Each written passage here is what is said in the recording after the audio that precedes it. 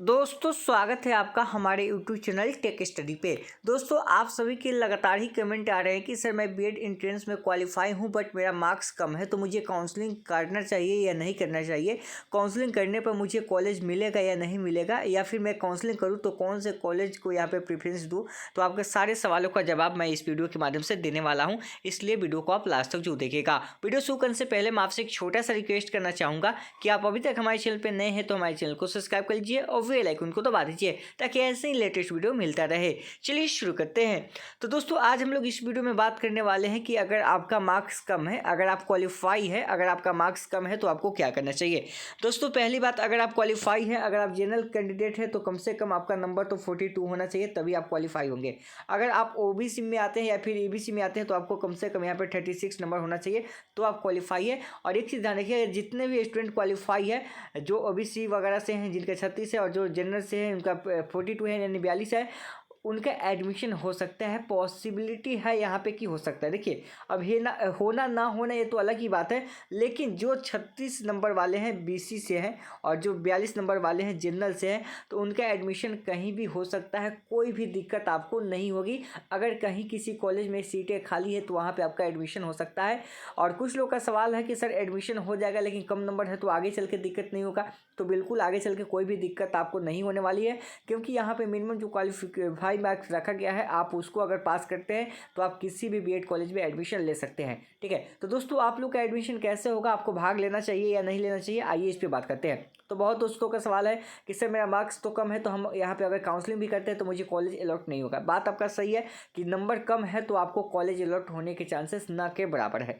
तो फिर आपको यहाँ पे काउंसलिंग करना चाहिए कि नहीं करना चाहिए। तो दोस्तों मेरी राय अगर बात मानिएगा आप, तो आपको काउंसलिंग करना चाहिए। आपकी जो भी रजिस्ट्रेशन फ़ी है, अगर आप जनरल कैंडिडेट हैं तो आपको 1000 रुपये देना है, अगर आप ईवीसी वगैरह है तो आपको 750 देना है, फिर बीसी है तो 750 देना है, अगर आप एससी एसटी है तो आपको मात्र 500 रुपये देना है।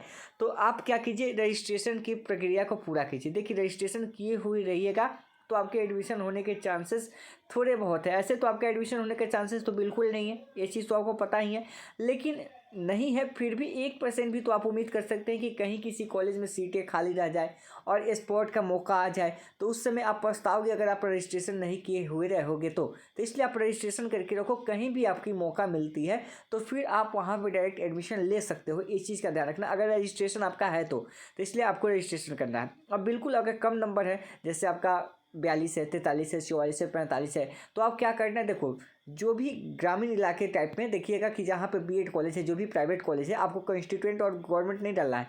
जो भी प्राइवेट कॉलेज है उसको सिलेक्ट करना है जो देखिएगा कि दूर इलाके में है। मान लीजिए कि जो टाउन में है, जैसे हम एक मुजफ्फरपुर का एग्जांपल देते हैं कि मुजफ्फरपुर मेन टाउन हो गया, वहाँ पे बहुत सारे कॉलेज है, जैसे कि आपका प्रमोद शहीद हो गया, उसके अलावा सुमेरा में हीरा लाल राय हो गया, फिर उसके अलावा आप देखिएगा बहुत सारे बीएड कॉलेज आपको मिलेगा, सत्यनाम सतगुरु मिल गया। अब देखिए वहाँ कहने का मतलब, उससे जब आप आगे बढ़िएगा तो जगरिया साइड में, मुजफ्फरपुर से 40 किलोमीटर अंदर में पड़ता है जगरिया। ठीक है, वहाँ पे एक बीएड कॉलेज है जो साईं बाबा करके है।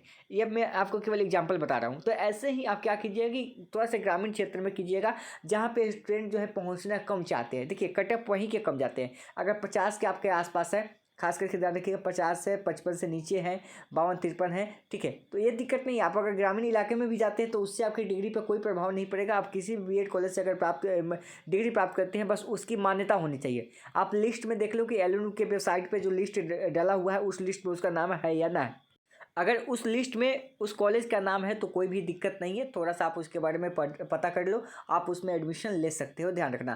तो थोड़ा सा जो ग्रामीण इलाके हैं वहाँ पे आप खास करके कीजिएगा, या फिर जो अल्टर एरिया है जहाँ पे स्टूडेंट जाना कम पसंद करते हैं वहाँ पे आप चॉइस कीजिएगा, तो आपको ज़्यादा यहाँ पे चांसेस है कि आपका एडमिशन हो जाएगा। ठीक है, क्योंकि वहाँ पे चांसेस आपकी बनती है 40 नंबर, 45 नंबर, 40 तो नहीं कह सकते, 45 नंबर, 46 नंबर, 47 नंबर, इन सबों के लिए। अब जो कम नंबर वाले हैं, जो 42 पे हैं, ठीक है, या फिर जो 37 पे आए, तो देखिए उस समय आपका फ़ायदा यही होगा कि जब स्पॉट का अगर एडमिशन का डेट आ जाएगा, और वैसे कॉलेज को चिन्हित कीजिएगा जो दूर का हो और जहाँ पे सीटें अगर नहीं फुल हो पा रही है, तो उस स्थिति में आपका एडमिशन वहाँ पे हो सकता है।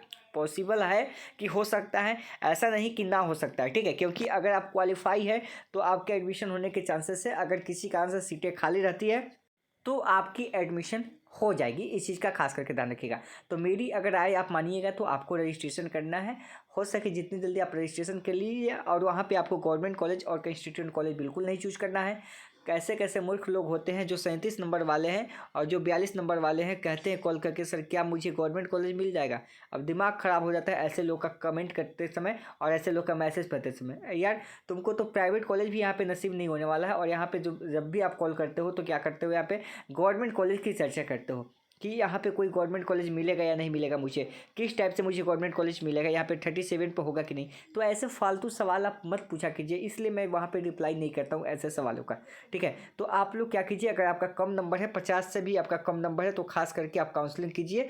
और यहाँ पे जितने भी प्राइवेट कॉलेज हैं आपके आसपास में तो कम से कम 12 प्राइवेट कॉलेज आप चूज कीजिए और देख लीजिएगा जिसका थोड़ा सा नंबर कम पे भी एडमिशन होता है, जो ग्रामीण टाइप में हो, इलाके में हो, वहाँ को आप सिलेक्ट कीजिए। तो दोस्तों उम्मीद करते हैं कि आपको जानकारी अच्छी लगी हो तो वीडियो को लाइक कीजिएगा, चैनल को सब्सक्राइब कीजिएगा। मिलते हैं नेक्स्ट वीडियो में।